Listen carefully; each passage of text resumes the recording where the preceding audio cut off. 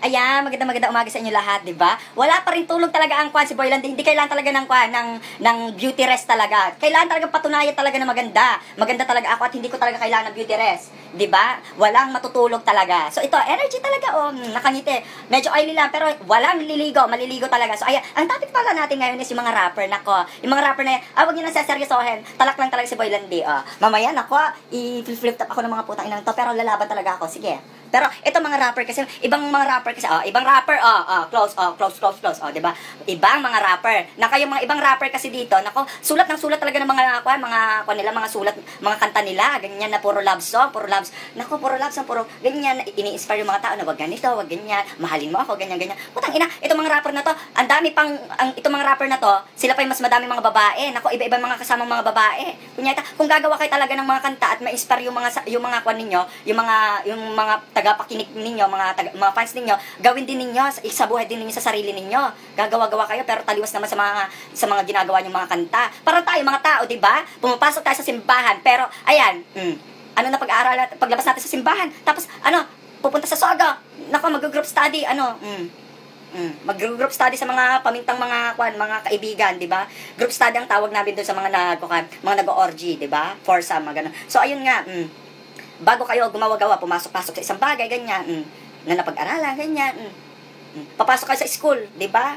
Tapos, pagka-graduate ninyo, tambay, Facebook, walang tigil-tigilan nyo ako. Yung mga ibang rapper dito, pabilisan lang naman ng kung paano sila mag-rap. Kahit yung maganda sana yung mga pinagsasabi nila, mga sinasabi nila, hindi na talaga maintindihan, parang ganito. Yan lang. Yung kabayo lang talaga yung yo sila ng yo. Ganon sila ng ganon. Mga baklang pabo, alam niyo mga baklang pabo, ganon talaga magsika. Putang ina, di ba? Wala akong naintindihan. Pero may mga ilan-ilan namang mga rapper na iniidolo ko talaga. Yung mga dating mga rappers, like sina Glock 9, di ba? Si Glock 9 sumusuporta talaga sa mga baklayan, sa LGBT group. Kasi dahil sa kanta niyang Serena, Tapos ko naman, si Francis Magalona, nako, idol ko talaga yan, di ba? Yan, yung mga ginagawa niya mga rap, nako, para sa yan sa mga malulungkot, tsaka mga nag-iimo-imo. Kaya nga nagkaroon siya ng anak si Imo Magalona, ayun. Tapos si Kwanden, sino to?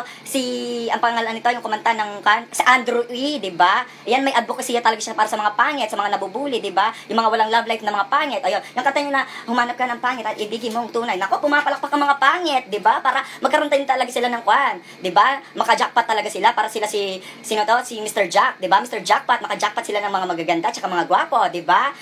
Kaya idol na idol talaga ng mga pangit. May advocacy yan mga yan. Yung mga ito, pabilisan lang talaga. Sumali na lang sana kayo sa Asian Games o kayo sa Olympics. Pabilisan ng bunganga, puta ina. Ako kaya ko rin talaga yung mga pinagagawa niya, parang gano'n.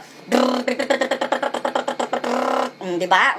Wala, talo kayo sa akin. Ganun na lang sana ginawa nyo kasi wala namang naiintindihan sa mga pinagsasabihin ninyo. Pero meron talaga din akong idol ngayon talaga dito na isang rapper. Pero ayaw ko na lang sabihin para mga inggitero yung iba dito Kasi Boyland dito pag sinabi ko, ay, nakakaingit naman si Kwan. Wala na. Sikat Nako, meron pang isang rapper dito. Nako, rap ng rap, parang si Nicki Minaj, di ba? Ay,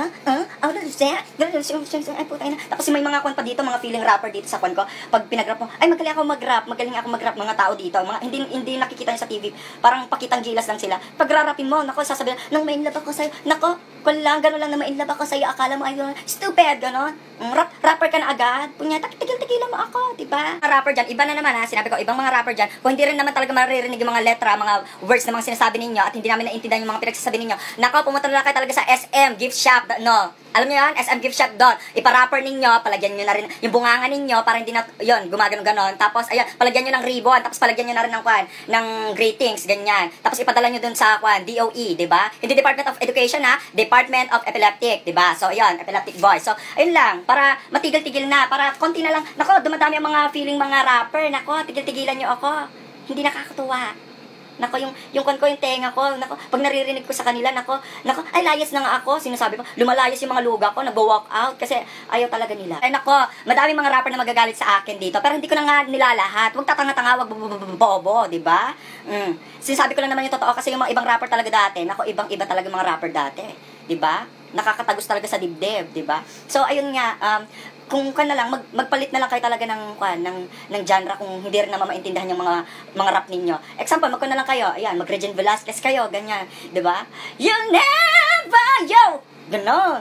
Wow, kang sinabi ko sa iyo wala naman ako nanonood sa ganon. Di ba? Kakaiba, rapper, tapos beer. Aalma na naman yung mga ibang rapper dyan, tapos titira-tirahin ako. O sige, papasok na talaga si Boy Landi sa flip top, di ba?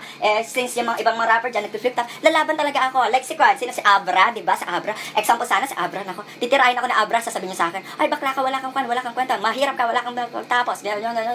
Nako, sasagot naman ako si Kwan. Sasagot naman si Boy Landi, sasabi ko sa kanya, hi Abra, sabi ko, maalumanay lang, Abra, sabi ko, maghintay ka. Ganyan lang. Dapat matagal para mainis sila. Di ba? Ganyan muna. Sila, mabilis sila. Nagmamadali sila eh. Ako, ganito lang ako. Bakit? May bus ba? Bakit? May LRT ba to?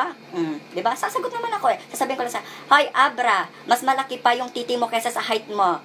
Pero okay lang, pasubo. Pasubo ng titi mo. Ayan, edi natahimik siya. Di, baka bumigay pa nga yun sa akin. Ako, sasabi ko pasubo ng titi mo. Sarap! Palo. Ribat siya. Kasi sa flip top may ribat yan. Yung sasabihin niya tapos sumagot si Kwan, si Sinata sa Abra, sasabihin niya sa akin, ano ba yun ba? Wala kang kwenta, bakit nandito ka? Wala kang future, walang ganyan. Hindi ka marunong mag-flip top, hindi ka marunong magsalita, ganyan. Sasabihin ko, yun, sasabihin ko naman, Boy Landi, di ba? Nahihirapan na siya, papahirapan ko pa rin siya, magre-ribat naman si Kwan, si Boy Landi, gaganyan ako sa kanya.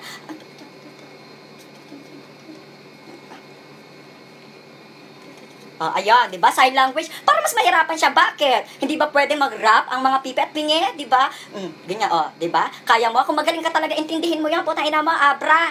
Nako, pre, mga babae dyan, mga malalandi. Pagtatanggol si Abra, ibaba si Boy Landi. Pero, crush ko naman talaga si Kwan eh. Ano ba yan? Inamin ko na. Crush ko naman talaga si Abra eh, di ba? Ang sarap niya talaga isubo. Ang sarap eh. Ay po, wala akong kasama dito sa SM eh. Kasi nakakalungkot. Sige, kakain na lang po ako ng mama. Sarap. Pero isusubo ko talaga si Kwan sa Abra kung nakita ko talaga siya, di ba?